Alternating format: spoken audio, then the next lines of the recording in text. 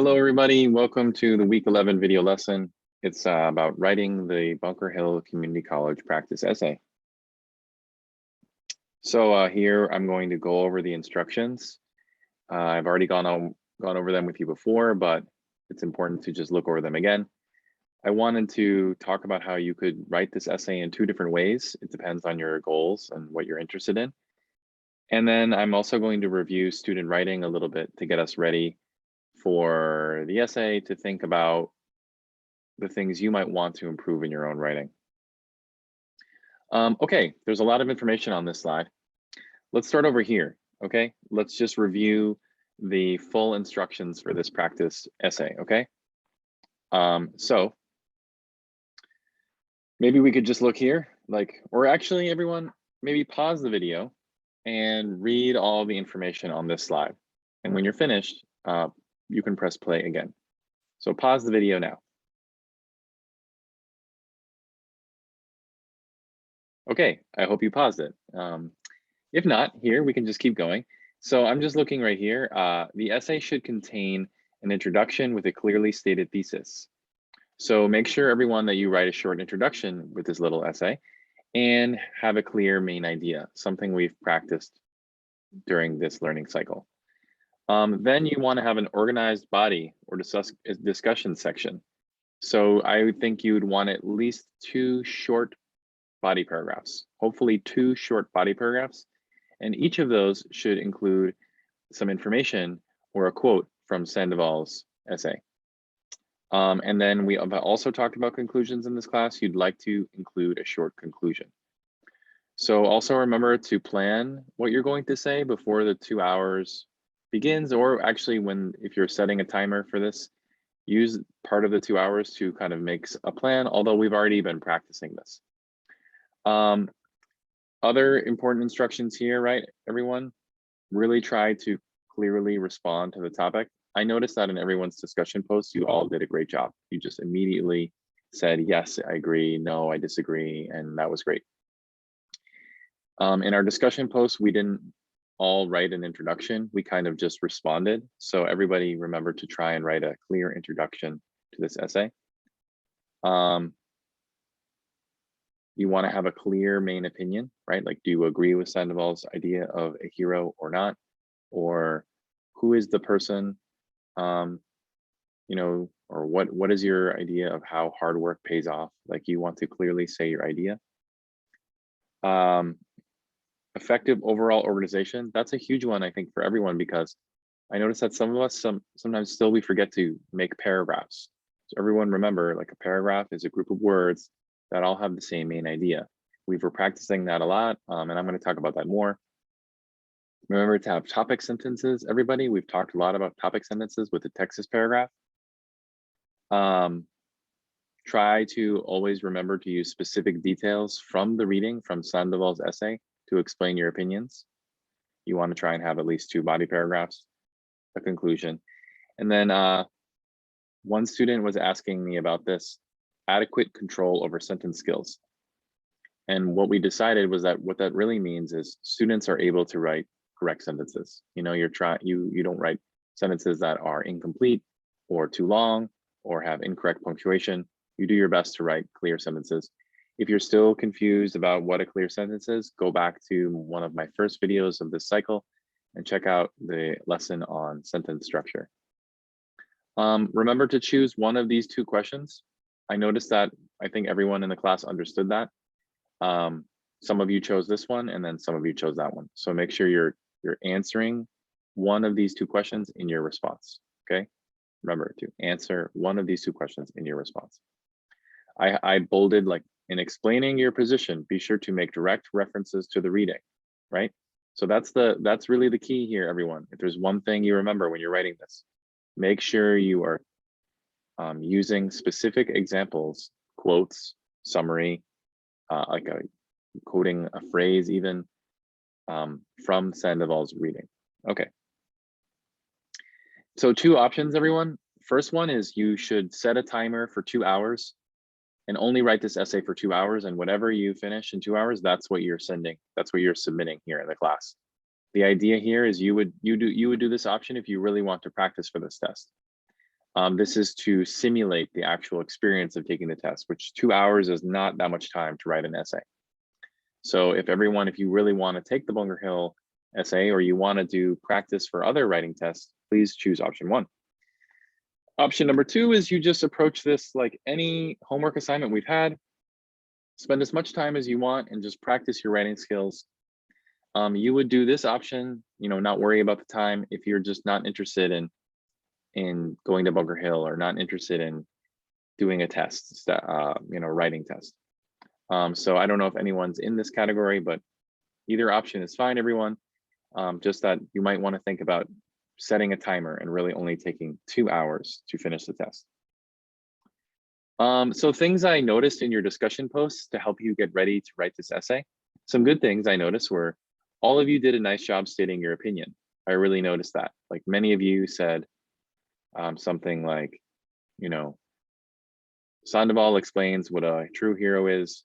I agree with her a lot, and then you just explained, and that was great. So everyone, remember to clearly respond to the reading. So saying you agree or disagree, or answering those questions that are, the questions for the writing test. Many of you used at least one quote from Sandoval's essay. Great, amazing. I think maybe some people you didn't really use a quote, so they need to work on that. Maybe only one person. And then a few people used more than one quote. So that's fantastic. I would recommend in this essay to try to use more than one quote. So have one quote for each body paragraph. I think that's a great method for this kind of short essay. Things that we can work on is remember to first introduce your topic of your paragraph with a clear topic sentence first, and then introduce the quote. Some of you just introduce the quote right at the beginning. You just put the quote right at the top. Always try to introduce an idea first, and then move on to adding evidence from the source. Some of us did not really form clear paragraphs.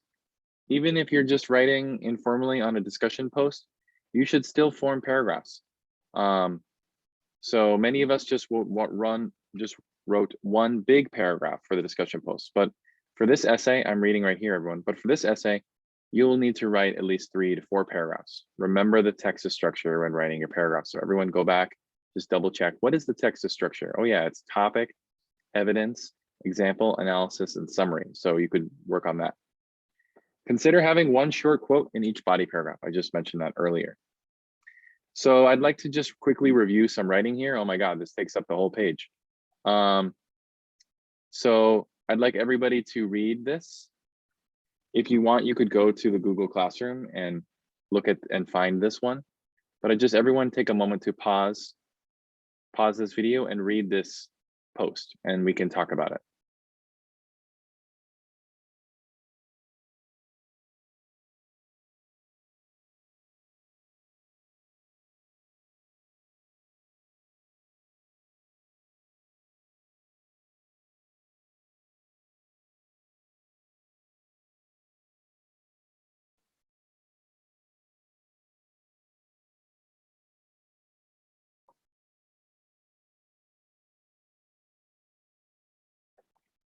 Okay, so I hope maybe you finished reading this. If you need more time, just pause the video.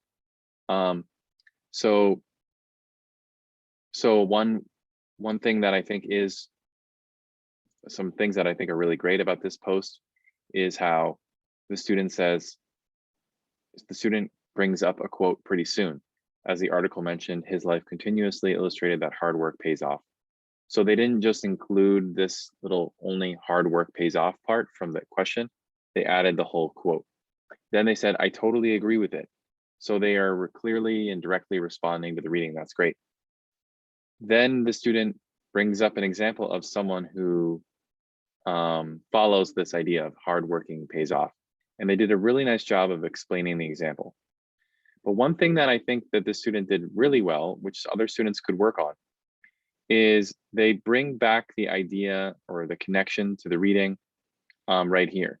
Like this is sort of like the conclusion here. My cousin, like the author's father, maybe we would add Bruno, the name, strives hard for his goal, not afraid of hardship or fatigue, stick to it until I think we're missing a subject here, until he or she, or I guess until they get what they want. Yeah, it's gotta like double up the subject there. I admire them so much and hope I can work as hard as them. So I firmly believe that as long as someone try their best to do something and insist on achieving it, he or she is sure to succeed. So I like how they bring up the example, but they go back and they relate it back to the article. Now, one idea here would maybe to add even another place where the student relates their cousin to Bruno. Okay, so maybe add like another quote in there, because we only have this one quote here at the top. When they're writing the full essay, I think they want to develop a little bit more, add another quote, another example, like adding a whole other paragraph.